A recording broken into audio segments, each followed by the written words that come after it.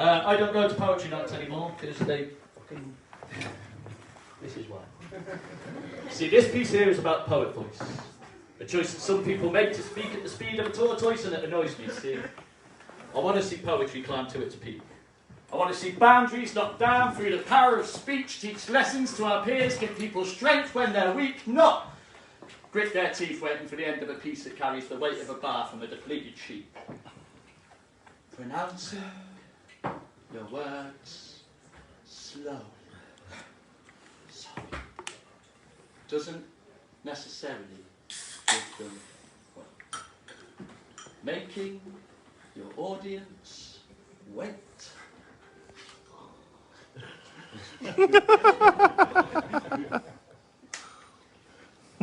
Two swings. Ain't exhilarating. You're not being asphyxiated, so there's no need to gasp for breath. Over emphasis leads to emptiness, not eloquence. Plus, the relevance of what you're saying gets lost. Attention defrost, and you've gone and cost yourself a shot at the audience, having gotten what you were on about in the first place. Alas, I'm bored. I want words that make me feel like I've been put to the sword. Hear the swish of a samurai slicing through vocal cords, or grip me like teeth in a shark's jaw. Not syllable, pause, syllable, pause, syllable, pause. It's an audible yawning fuel, and I'll have nothing at all to do with it, thank you. Now, not declaring you need to be tearing it up. Revving and flaring and blaring it up. Jumping a buzzer and running them up. Jumping words off the tip of your tongue. Reverse the tongue together, switching the bullets and guns, leaving your audience stumped because nothing's sunk in. Flowing quick, it isn't always sick. Licking the tip of your tongue off the top of your palate while people are skanking to jungle is magic, but it doesn't need to happen every time that you're grasping a mic. There's no limit on time. There's no tick, tick, tick, tock. There's no Mr. Knox's quick trick block stack, no quick slick chick stack, fox in socks on bricks and blocks, sick chicks tick, sick slick chicks talk. You're not Dr. Zeus, mate. Way! You don't need to prove anything other than empathy.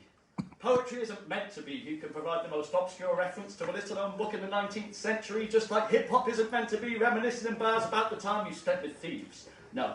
Writing is about being yourself and freeing yourself from the penitentiary of your mind. It's about letting loose and learning to fly and letting the pages be the tissues that soak up your tears when you cry.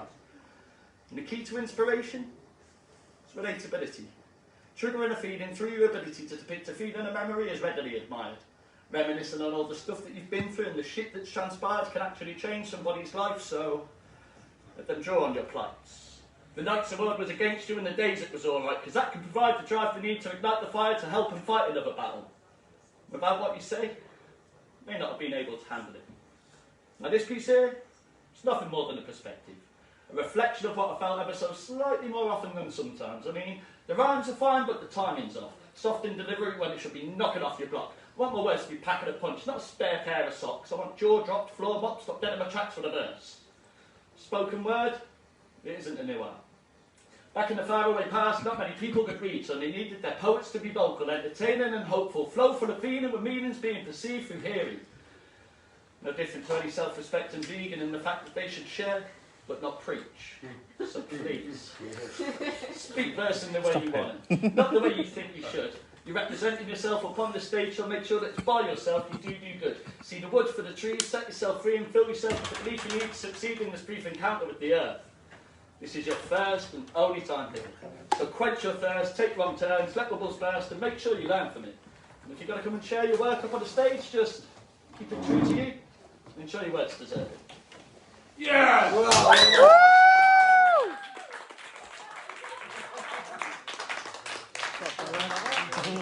Lover?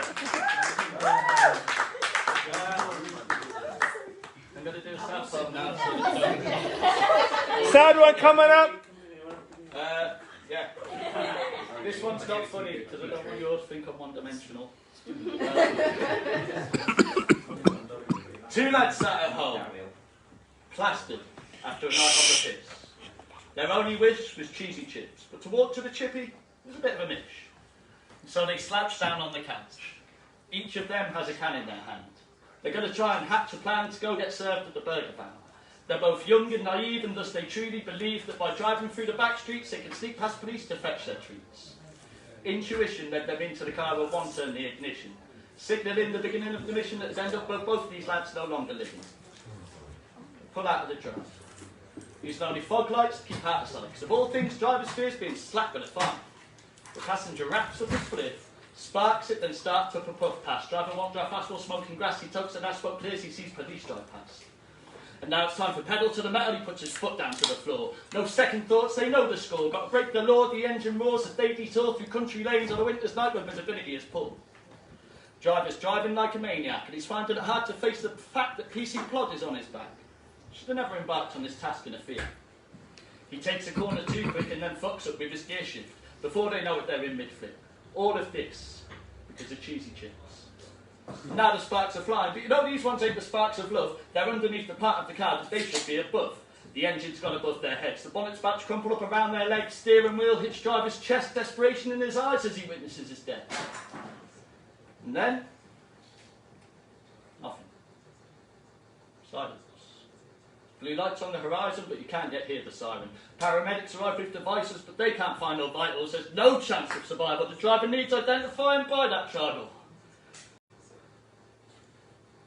By that tribal tattoo that's upon his left shoulder. It's the only bit of him that wasn't hit by the motor. His body's turning colder because he wasn't driving sober. There's no life left in his eyes because now his life is over. His poor old mother. She expelled the scream that can't be compared to any other when she's seen her son led under the cover.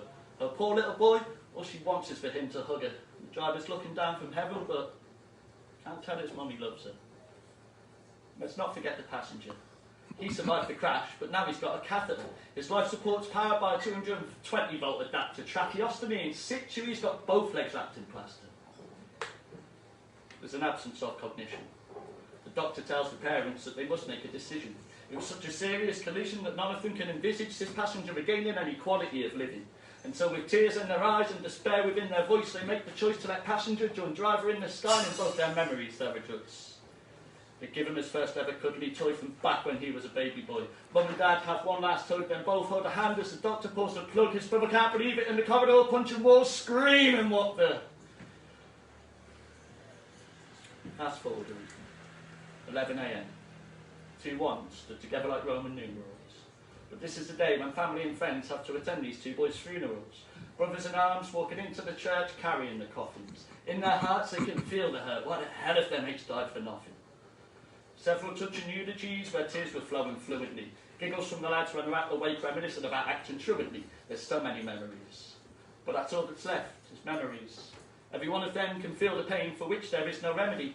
Parents, siblings, best mates and relatives, each of them are going to require sedatives to help them sleep and quash their emptiness. Life's a game and death ain't prejudice. Now, you know they say you gain experience shortly after you could have really used it. We already know it's too late for these lads because they've both faced the music.